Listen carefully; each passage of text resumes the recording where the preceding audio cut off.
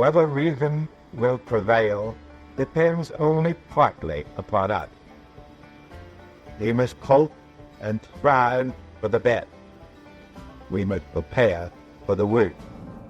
Welcome to Clearer Than Truth. I'm Nathan Kuiker. Today we are honored to sit down with one of the most distinguished diplomats in American history, Ambassador Ryan Crocker. With a career spanning 6 ambassadorships, including lead roles in Iraq, Afghanistan, Pakistan, Syria, and Lebanon, Ambassador Crocker has been at the epicenter of the most pivotal moments in 21st century foreign policy. We'll be unpacking many of the current moments and a look back at the most pivotal moments of his career that have shaped foreign policy. Ambassador Crocker, welcome to the show. Thank you. In March of 2025, you called this a global hinge point. Now we've had the Iran war, the Hormuz crisis, Lebanon is devastated, Assad has left Syria and has been out of power for a little over a year and a half. It's May of 2026. What's your assessment? Have we passed through the hinge point, and what world has emerged? The hinge is still turning, but I think the direction, sadly, is clear. And that betrays my judgment that the turning point is not a good one, not for the United States, and I think not for the world.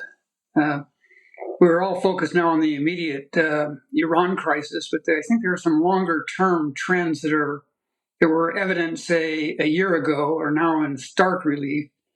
One of them is the growing divide between the United States and the rest of the world, in particular our traditional allies in Europe and NATO. That, of course, started with the Trump administration. I spoke about it a year ago, but the Iran crisis has exacerbated that considerably. And I fear that major damage is being done to the alliance, and the long-term consequences of that damage are, frankly, considerable. Couldn't you argue that this really started under the second Bush administration? In hindsight, it seems inevitable that a war in Iraq and expending as many resources as we did to fight al-Qaeda really had a role in getting us to this place. You were the ambassador to a number of these countries, and I could mess this up, but Iraq, Syria, Pakistan, Kuwait, Lebanon, and Afghanistan during the peak of the crisis of the early 21st century. If you could go back, what would you have done differently? And what do you think the administrations should have, both Bush and Obama? Well, first, with regard to Iraq, you also have to mention Afghanistan. And NATO was solidly in support of the United States. It's the only time that Article 5 of the NATO Charter was invoked. The mutual defense provision of the NATO treaty, and the NATO allies were in there at considerable cost and loss in terms of their own military, right to the end. So if Iraq was a setback, Afghanistan, up until our disastrous withdrawal, was a plus.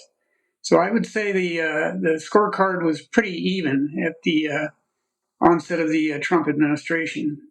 What would I have done differently? Well, life is full of failures, my own included, certainly.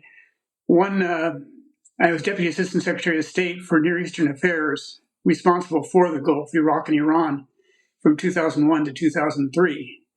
And that meant Iraq was solidly in the middle of my portfolio. I argued against an invasion, not because Saddam didn't deserve a whack, not because Iraq wasn't a threat, but I couldn't see how it would end. I could see that we would prevail militarily within weeks, but then what? But I lost that argument, and it was an example of the tone of the times then that once the line of departure was crossed, once we were committed to action, the debate was over, done, finished. I knew it. Those on the other side of that argument knew it. We were all in this together once hostilities were joined, and within 3 weeks of the beginning of the invasion, I was in Iraq, trying to put some form of governance together.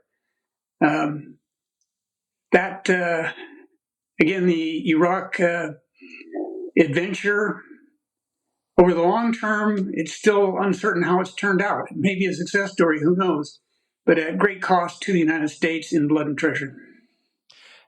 Looking back now, did you anticipate that the world, especially the Middle East, would be where it is today? Oh, my goodness. Look, I learned, Nathan, I learned this years ago. My idea of an extreme long-range prediction in the Middle East is a week from Friday. The Middle East is unpredictable, certainly to us outsiders, but even to those who live and breathe its air. No, I could not have foreseen this. Kind of an interesting point here. President Trump's national security strategy certainly didn't foresee this either when he issued it in November. It has this one great comment in it, which I will read verbatim. Yeah. The days in which the Middle East dominated American foreign policy in both long-term planning and day-to-day execution are thankfully over. Yeah, it seems like he missed Just slightly off. a little bit, a little bit.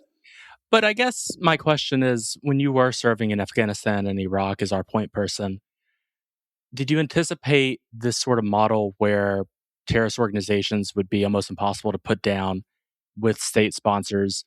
And did you think it was a lost cause then, or did you think that we could ever actually win a war on terror? Or was that just foolish to even try? Yeah, I always had trouble with the phrase war on terror. Well, what's terror? Terror is a tactic. It's an application of force by certain means. How do you make war on a tactic? That said, I'd say it's a mixed bag. Certainly, Al Qaeda has been severely diminished, if not entirely eliminated. Islamic State, similarly severely diminished, if not entirely eliminated. Hezbollah, of course, still very active. Hamas, still alive and kicking. But overall, I think the decimation, if you will, of Al Qaeda and Islamic State shows the effectiveness of a concerted multilateral effort. But again, you're not fighting a tactic, you're fighting the application of that tactic. And Iran, of course, is the master practitioner of that particular art. Well, I guess, do you buy the argument that by defanging Iran, we can effectively defang the proxies that they support, such as Hezbollah? Well, again, it's a complex issue. I spent 6 years of my professional career in Lebanon as political counselor from 1981 to 1984, and then as ambassador from 1990 to 1993. And of all the complex societies in the Middle East, Lebanon is the most contradictory and complicated. Hezbollah is clearly supported by Iran, as it was by the Assad regime in Syria, but it also has some pretty deep indigenous roots in a disaffected and largely disenfranchised Shia community in Lebanon. So clearly its potency has been diminished through Israeli action and the severing of the supply lines after the revolution in Syria. But the core causes of the rise of Hezbollah, again, a Shia community that largely feels disenfranchised, dispossessed, marginalized, until those factors are addressed, it or something similar is going to have a following. Yeah, that makes a lot of sense. I think in general, a lot of people around the world are nervous today. They see the sheer, almost unending crisis after crisis. As you've alluded to, you've been at statecraft for a very long time. Where does the cascade of 2025, 2026, including Iran, Lebanon, Syria, where does that rank among dangerous periods you've seen and worked in? Well, it goes back to your first point, Nathan. I see us at a hinge point that goes well beyond the Middle East. America's strength has, since World War II has lain not just with its extraordinary military power, but with the power of our alliances. And we've got more alliances than any power on earth has ever had before. But this administration seems determined to weaken, if not utterly destroy, those alliances. And the consequences of that worry me greatly. In Europe, for example, as we distance ourselves from NATO, we've withdrawn 5,000 troops from Germany and threatened to also withdraw troops from Italy and Spain. The European nations will increasingly look to their own resources for their own security. This raises two dangers, in my view. One of them is nuclear proliferation. If NATO and Europe no longer feel they can trust the U.S. nuclear umbrella, there's going to be a thought given to developing individual nuclear capabilities. Britain and France already have them. Germany certainly could, and so could other European nations. And that would make the world a very much more dangerous place than it already is. Second, as I look at the sweep of history since the beginning of the last century, Europe is a dark and dangerous place if left to its own devices. Europe, without U.S. leadership, produced 2 world wars and the Holocaust. Never again with U.S. leadership. If we abandon that leadership, and the next step that I understand is being contemplated in Washington is giving up the military leadership of NATO, the supreme allied commander in Europe, who since 1948, the founding of NATO, has always been an American officer. That there is talk of, in this administration, of giving up that position. That can lead not to, in my view, not greater European self-sufficiency on defense and security, but without U.S. leadership, again, this is a continent that produced 2 world wars and the Holocaust. So global leadership of the United States since 1945 has, by and large, kept the world a safer, quieter place. If you look at the broad sweep of human history, you can argue that the last 80 years have been among the quietest globally in centuries. And that is not a coincidence. That is because of U.S. leadership and U.S. alliances. And I fear we're at a hinge point here where we're going to walk away from those alliances, and God knows what comes next. Well, I want to talk about what comes next in a moment, but can't you argue that we've also, your big point is that we stabilized the world, but can't you also make the case that over the last 25 years, we've destabilized it, going back multiple administrations from launching the Iraq War, which led to trillions spent and hundreds of thousands dead, to attacking Iran both last summer and this spring, and then also kidnapping the president of Venezuela. I guess it seems to me that we're not the only country driving for stability, but my question is, who could step up to replace the role as another global leader that operates under some sense of norms with strong institutions? Well, the answer to that one is fairly easy. No one. Certainly not Russia, which is a declining power. Certainly not China, which has no set of policy priorities that remotely approach a global role, nor the norms or values that would, I think, want that any rational person would want to see them in that role. So we would be looking at effectively the end of an over 80-year global order, first in the bipolar world of the Cold War, the U.S.-Soviet confrontation, and since the collapse of the Soviet Union, a single power ascendancy, not a domination. The New World Order proclaimed by George H.W. Bush after the collapse of the Soviet Union was never really an American creation or an American domination. But we led. we were ascendant. And it is not that China or Russia or any combination of powers is pushing us aside. It's that we are deciding we just don't want to do this anymore. Well, we need to think about the alternatives. If you don't have a dual power condominium that characterized the U.S.-Soviet relationship during the Cold War, if you don't have a single power ascendancy, well, the only model you have left, effectively, practically, is a balance of power world, where regional powers are dominant in their regions. They form alliances. Those alliances will shift depending on circumstances. What's wrong with the balance of power world? In theory, nothing, except when it gets unbalanced. Well, that's what happened in World War I and World War II. That was a balance of power world. It didn't work so well. I would not want to risk my kids' and my grandkids' future on a return to that model.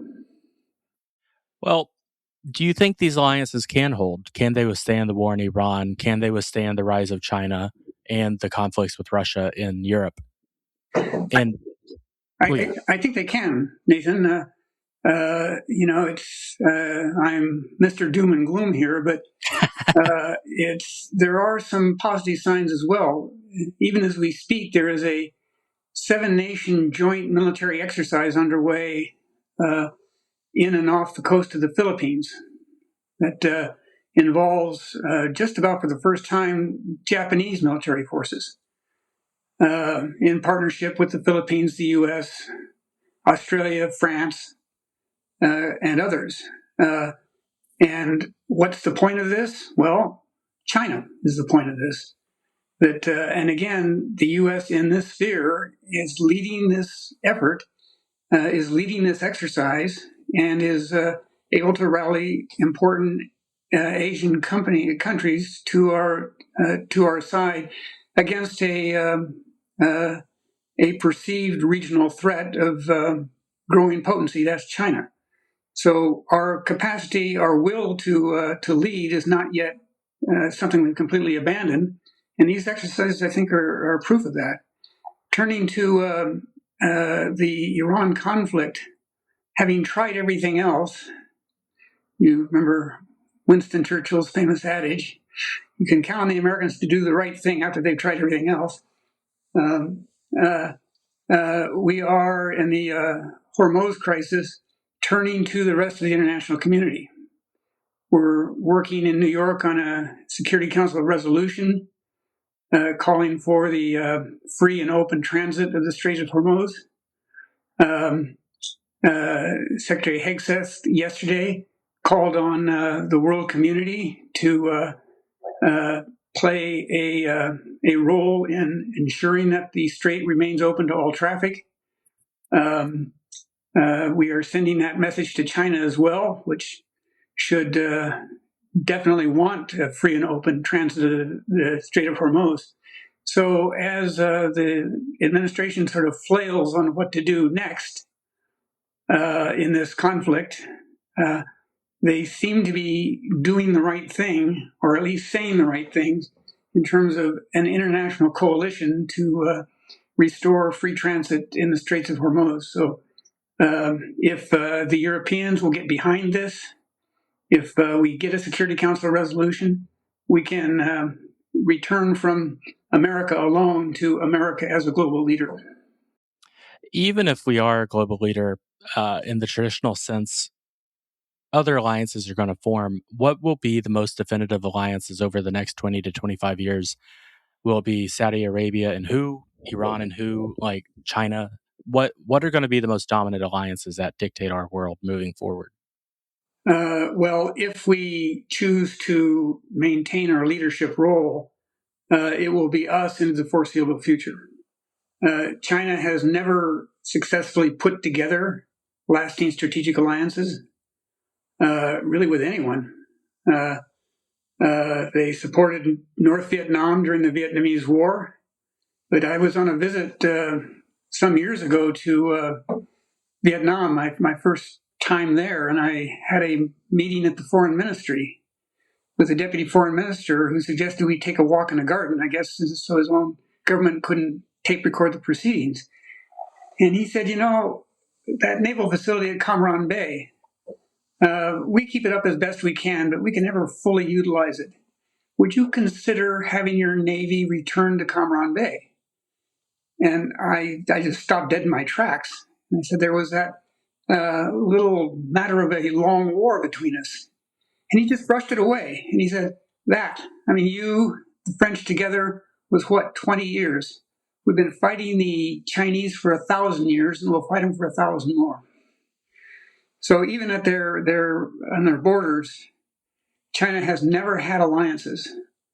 Russia, similarly, it had the Warsaw Pact through coercion, but as soon as that hold weakened, those countries jumped ship. Most of them are now in NATO. So I don't see a great attraction or sudden change in strategic thinking in either Beijing or in Moscow that's going to change that direction. You can have regional alliances. You mentioned Saudi Arabia. The Saudis, I think, like the rest of the Gulf, are angry, confused, and scared over the Iran war and particularly the shifts in administration position. They don't know who they can count on anymore. Yeah, but don't the Saudis benefit from the current war? Well, it depends on how you describe benefit. Economically, militarily, I mean, they're kind of just sitting back and watching Iran, their rival, become decimated. Right, and I think the reason that they are sitting back and watching is because they don't know where we're going with this, which is understandable because we don't know where we're going with this. They don't want to get caught on the wrong side of a divide. Now, the United Arab Emirates has taken a different stance. They're all in on this, and Iran, of course, is hammering back with strikes on UAE territory over the last couple of days. The rest of the Gulf will also watch and wait and wonder. But we may see a breakdown in such unity as there was through the Gulf Cooperation Council when and if this conflict resolves, with UAE, of course, going farther into the U.S.-Israeli orbit, Saudi Arabia possibly pulling back. So I would see a period of great global uncertainty, because when we are not predictable and not reliable, everyone considers their options. And that takes me back again to the argument on Europe. Fair enough. We've dove into a ton of the macro issues driving today, but let's hit on a few hotspots in a little more detail, starting with Iran. Iran demonstrated that it can effectively throttle 20% of the global oil trade via Hormuz, which frankly makes me pay $4.20 a gallon for gas, and I don't like. But regardless of this kinetic outcome, has the tactical display permanently shifted Tehran's leverage? If they can maintain the ability to shut down the strait, they are talking about imposing a new order on transit that they are going to control. If that is allowed to stand, or if they're able to make it stand, that has pretty grave implications, not just for traffic through the Gulf, but through other choke points in the world. You've got the Malacca Straits in East Asia. You've got the Bab el-Mandeb that the Houthis have shown an ability to constrict. You've got the Tiran Straits at the Gulf of Aqaba. You've got the Suez Canal. You got the Panama Canal. You got the Bosphorus. If the Iranian attempt is allowed to stand, or is able to stand, it sends the signal globally that international maritime law can be disrespected with impunity, and other countries will act accordingly, with grave consequences potentially for global trade and the global economy. You've also expressed alarm at the prospect of this administration endorsing perhaps Iran's 10-point proposal. What's the poison pill in those points, and what would a genuinely acceptable deal look like? Well, it would look like the exact opposite of the 10 points the Iranians tabled, as they would probably say about the 24 points we put on the table at one stage.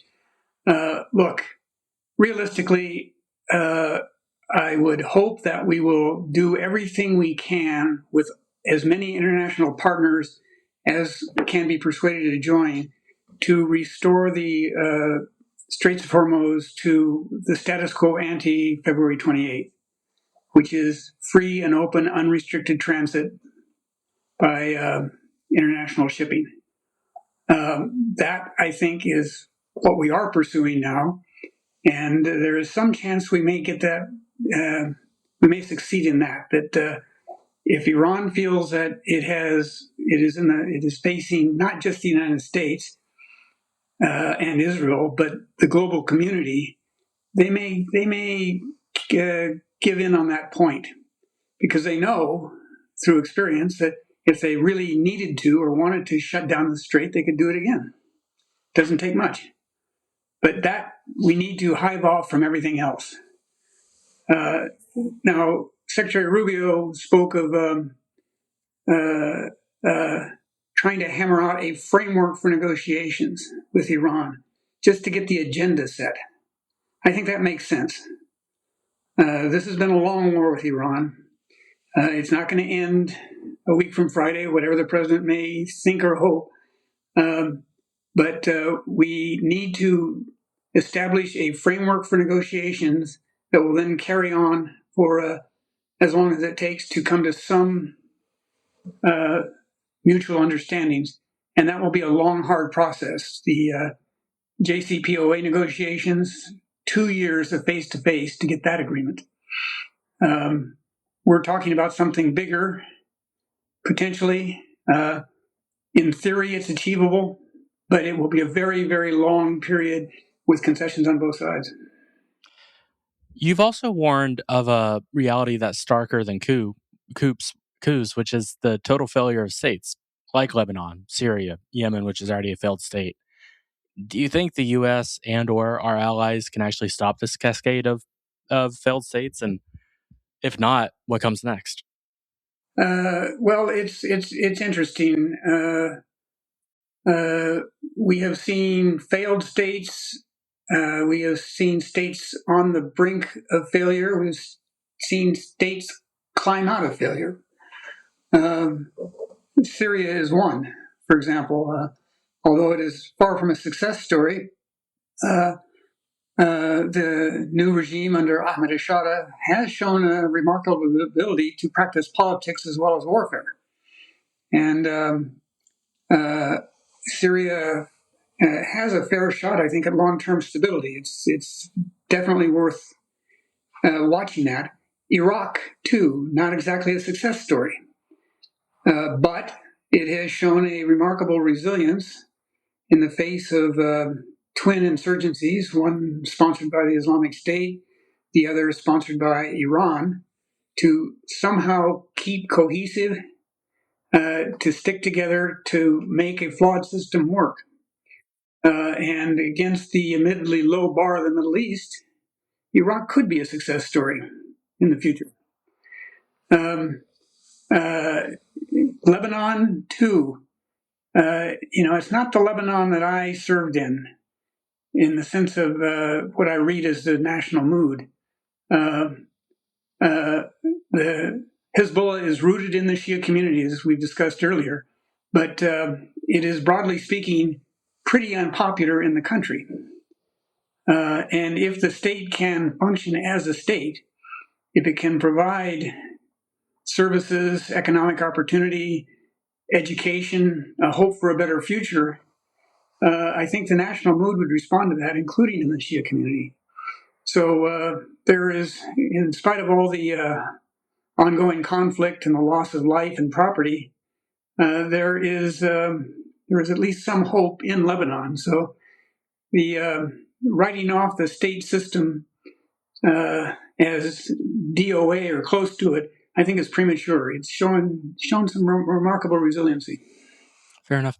Something we discuss a lot on this program is this question of, do individuals matter in statecraft, or are the actions of states inevitable? For example, will China always act like China because they have a global view? Or will Saddam Hussein act like Saddam Hussein because or will Iraq act like Iraq because that's who they are? What role do individual leaders and individual diplomats dealing with these leaders have moving forward, as opposed to what is inevitable What can a diplomat actually achieve on the ground in the hotspots today around the world? Yeah, that is Sort of a Kissinger-Holbrooke thing, too. They had differing views on this, and I would love your take. yeah. My view is that personalities count.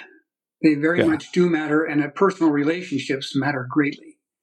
That's what diplomacy is all about, particularly at the senior levels. I was an ambassador 6 times, and what I did when I got to my country of assignment, in my first meeting with the head of state or head of government, I would do no business. I would just get to know the person. Tell me your background. Sort of like dating. Yeah, kind of, because that's kind of what you're doing here. You're gonna be dealing with this person for the next 3 years or so, and you're going to be dealing on some pretty crucial issues. So you need to know him or her, and that's kind of key. I learned in Iraq, for example, with then Prime Minister Nouri al-Maliki, that he had great disdain and dislike for the Iranians. This came when I was watching the nightly news in Baghdad shortly after my arrival, and I saw him in a meeting with the late Ali Larijani, then the National Security Advisor, and there was a translator. So the next time I saw the Prime Minister, I said, so what was with the translator? And he looked at me like I was even dumber than his briefing memo had suggested and said, well, Larijani doesn't speak Arabic. And I said, well, sir, I assumed you spoke Farsi. You spent several years in Iran when you had to flee Iraq. And he just grimaced and said, effectively, look, you don't know what arrogance is until you're an Iraqi Arab forced to take refuge with the Persians. He refused to learn Farsi and got himself to Syria as soon as he could. That was some insight that aided me when we were negotiating a very difficult strategic framework agreement with the U.S., that he wanted that agreement. He was a tough negotiator, but strategically he wanted it. He needed that shield against Iran. Ambassadors count. Obviously, I'm biased, but having been one, but the title, the rank, the experience that comes with it, the language capabilities, that counts, and the relationships. And it counts when the crunch comes. The crunch is now there in the Middle East. But let's go through the list here. In Saudi Arabia, in Egypt, in Kuwait, in the United Arab Emirates, in Qatar, we have no American ambassador, nor do we in Pakistan. And there is no Assistant Secretary of State for Near Eastern Affairs back in Washington. So why is that? This administration does not value traditional diplomacy, clearly. The destruction of USAID, eliminating U.S. soft power, and the damage done to the Foreign Service and the State Department, they're very sad testimony to this. This is when this administration needs its ambassadors, and it doesn't have them. Do you have hope that future administrations will revert back to that norm, both Republican and Democratic? Yeah, I think that is a hope, and hope, as we know, is piss poor policy, but it does spring eternal. I think future administrations of both parties are going to kind of look at the way U.S. interests have been managed globally under this administration thus far and say, maybe the old way worked. Maybe that's why we did it for so long. And maybe we need to go back to having seasoned professionals in the field to handle things diplomatically so we don't have to do it militarily. Yeah. As we close, what gives you hope, again, which springs eternal and is bad policy, but there's not a better word for it. What gives you hope for a more stable world with the U.S. at the center of it as we move deeper into the 21st century? I would go back to Churchill. Having tried everything else, maybe we will do the right thing. That having seen that that going it alone and weakening our alliances does not further our national objectives, we may return to it. We may see a return to that even in this administration. Again, their outreach now to traditional allies and adversaries, both with respect to the Straits of Hormuz, the resort to the United Nations, where there is at least one competent member of the administration in residence, Mike Waltz, gives me some very cautious, hope is too strong a word, but these are encouraging signs, let's say. We'll have to see how they play out, but and it also, of course, counts on a response from everyone else. I understand European anger over the Iran war, which was started without them and then resulted immediately in demands for them to step up for a conflict they wanted no part of. But their stance has not helped the larger alliance either, particularly Chancellor Merz, talking about the humiliation of America by Iran. This is Europe's war too, whether they wanted it or not. And I hope very much they will step up to the challenge now and work with us on a regime that makes the Strait of Hormuz international and not the Strait of Iran. Fair enough. Ambassador Crocker, we've had you for almost 40 minutes. Is there anything that you're working on or anything that our listeners should follow for what you're up to these days? I'm a commissioner with the Afghanistan War Commission. We're mandated by Congress to look at the 20 years of U.S. involvement there and make recommendations for future administrations and future crises. In a sense, we're the successor to the 9/11 Commission. And the work we're doing, I think, is going to be very important. We will be reporting out a year from August. I would hope folks will tuck that away. We hope to do a job worthy of the American people, distilling what went right, what went wrong, and what should guide us in the future. The other endeavor I'm engaged in is I'm chairman of the board of Middle East Broadcasting Networks, MBN. We're the Arabic language broadcaster to the Middle East. We're a grantee of the United States government. And for the last 15 months, we've been fighting for our survival. Effectively, the administration has tried to close us down, as they've tried to close down Radio Free Europe and Radio Free Asia. We've fought back. We've had support in the courts. We've had support on the Hill. We're still in business and we're still on the air. And I think for your listeners, it's important to note that the information space is a war zone as well. And to have America's voice go silent, whether it's vis-a-vis Russia in Europe, vis-a-vis China in Asia, or vis-a-vis Iran and its allies in the Middle East, that is simply that's a victory for America's adversaries. So I salute you for bringing different important perspectives to people. MBN, RF, Radio Free Europe, Radio Free Asia do the same, and I hope that we'll continue to have congressional support. Awesome. Well, hopefully no one shuts us down, but thank you again for the time. Thanks again for joining this episode of Clearer Than Truth. Be sure to tune in next time and share with your friends.